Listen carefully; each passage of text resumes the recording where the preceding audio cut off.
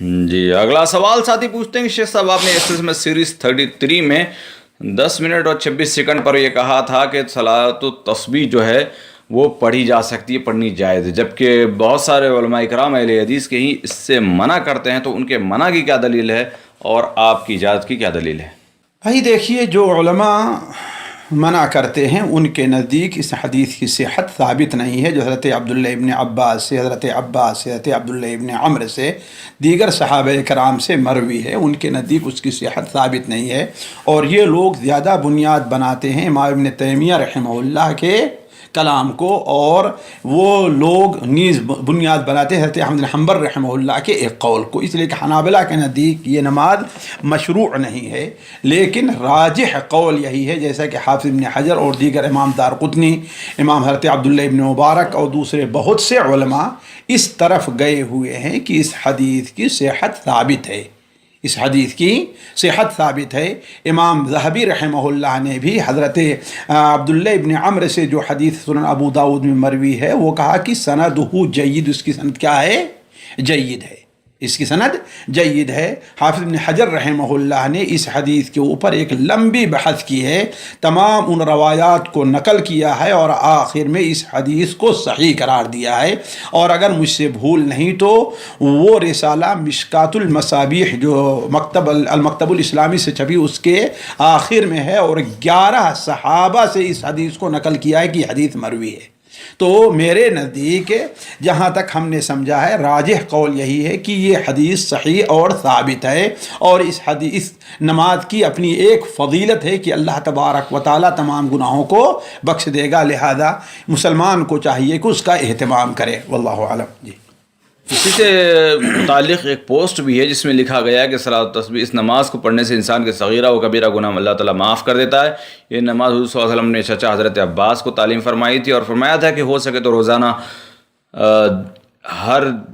روزانہ یا ہر جمعہ کو یا سال میں ایک بار یا پھر زندگی میں ایک مرتبہ ضرور پڑھ لو۔ جی یہی اصل حدیث ہے جو سنن کے اندر موجود ہے، سنن ابو داؤد وغیرہ میں۔ یہ ان الفاظ کے ساتھ صحیح ہے؟ جی یعنی صغیرہ اور کبیرہ سارے گناہ معاف۔ اللہ تعالیٰ کا فضل بہت وسیع ہے۔ جی ہاں، طریقہ کار اس میں جیسے بتایا گیا ہے، یہ کلمات 75 مرتبہ مندرجہ ذیل طریقے پر زائد پڑھے جاتے ہیں۔ دیکھیے نیت باندھ کر ثنا کے بعد 15۔ اختصار کے ساتھ یہ ہے کہ اس کا طریقہ جو معتمد علیہ ہے، وہ جو احناف بیان کرتے ہیں وہ اس میں تھوڑی سی بھول ان سے ہوتی ہے۔ جو معتمد علیہ طریقہ ہے اور صحیح سند سے ثابت ہے وہ یہ ہے کہ پہلی رکعت میں سورہ فاتحہ پڑھنے کے بعد کوئی اور سورت پڑھے، پھر اس کے بعد 15 بار سبحان اللہ والحمد للہ ولا الہ الا اللہ واللہ اکبر، پھر رکوع میں جائے، رکوع کی تسبیح کے بعد 10 بار یہی کلمات دہرائے، پھر رکوع سے اٹھے، تحمید کے بعد یعنی سمیع اللہ لمن حمدہ کے بعد 10 بار ان کلمات کو پڑھے، پھر سجدے میں جائے، تسبیح کے بعد 10 بار ان کلمات کو پڑھے، پھر سجدے سے اٹھے اور رب اغفر لی یا یہ دعا ہے پڑھنے کے بعد 10 بار ان کلمات کو پڑھے، پھر دوسرے سجدے میں جائے اور تسبیح کے بعد 10 بار ان کلمات کو پڑھے، اور پھر سجدے سے اٹھ کر کے جلسے اس طرح بیٹھ جائے، یعنی سیدھے کھڑا نہ ہو، اور 10 بار ان کلمات کو پڑھے اور بغیر اللہ اکبر کہے ہوئے اٹھ کر کے دوسری رکعت کے لیے کھڑا ہو جائے، اور اسی طریقے سے 4 رکعتوں میں کرے۔ ایک رکعت میں 75 بار ہوتا ہے، ایک رکعت میں 75 بار ہوتا ہے۔ یہ طریقہ علماء کے نزدیک زیادہ معتمد ہے، واللہ عالم۔ جی یعنی اس میں جو اہم ترین دعا وہ یہی ہے، سبحان اللہ والحمد للہ، سبحان اللہ والحمد للہ ولا الہ الا اللہ واللہ اکبر۔ جی تو کیسے اس کو شیخ، یعنی اس کو زندگی میں ایک مرتبہ پڑھ لے کافی ہو جائے گا؟ دیکھیے، ایک بار بھی نہ پڑھے تو کافی ہے، یعنی واجب تو ہے نہیں، لیکن انسان کی استطاعت پر ہے۔ ہر ہفتے میں انسان پڑھ لیا کرے، مہینے میں ایک بار پڑھ لیا کرے، سال میں ایک بار پڑھ لیا کرے، وہ تو انسان کی اپنی استطاعت کے اوپر ہے۔ نہیں کوئی آج پڑھ لے اور یہ نیت کر لے کہ اللہ کے فضل سے اب میرے سارے گناہ معاف ہو گئے، تو آگے والے جو گناہ کریں گے وہ بات کی بات ہے، لیکن اب تک تو یہ نیت کر سکتا ہے۔ یہ تو صرف صلاۃ تسبیح ہی پر نہیں ہے نا، یہ تو نماز آپ پڑھیے اس کے اوپر بھی یہ فضیلت وارد ہے۔ کبیرہ کہاں ہوتے ہیں معاف؟ یہ رکوع حج کیجئے اس کے اوپر بھی یہ فضیلت وارد ہے کبیرہ سے متعلق۔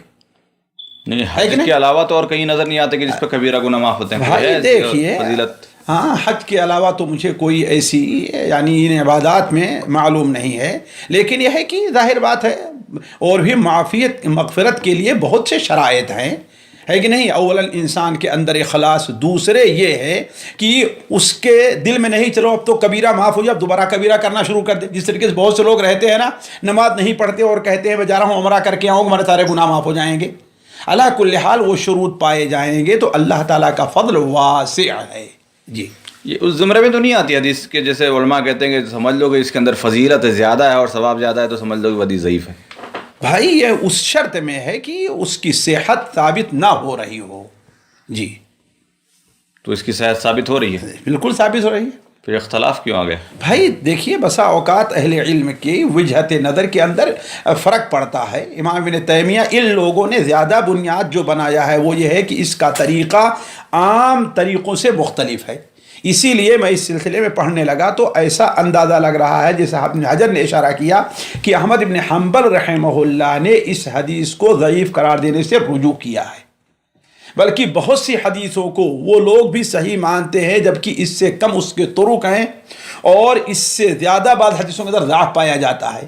ان تمام حدیثوں کو حضرت عبداللہ ابن عمر کی جو حدیث ہے اس کی سند کو دیکھیں تو حافظ زبیر علی زئی بھی جو دو حدیثوں کو ملا کر کے صحت کے قائل, دو ضعیف حدیثوں کو ملا کے صحت کے قائل نہیں ہوتے, وہ بھی کہتے ہیں کہ اس کی سند حسن ہے. جی علی کل حال یہ وجہت نظر ہے علم کی جس کو اطمینان نہیں ہے نہ پڑھے. جی سامعین کرام, ہمارے علمی اور عوامی دروس اور سوال و جواب کی مجلسوں سے آپ خود بھی مستفید ہوں اور اپنے دوست و احباب کے ساتھ بھی شیئر کریں. عین ممکن ہے کہ آپ کے شیئر سے کسی کی اصلاح اور آپ کے لیے صدقہ جاریہ بن جائے.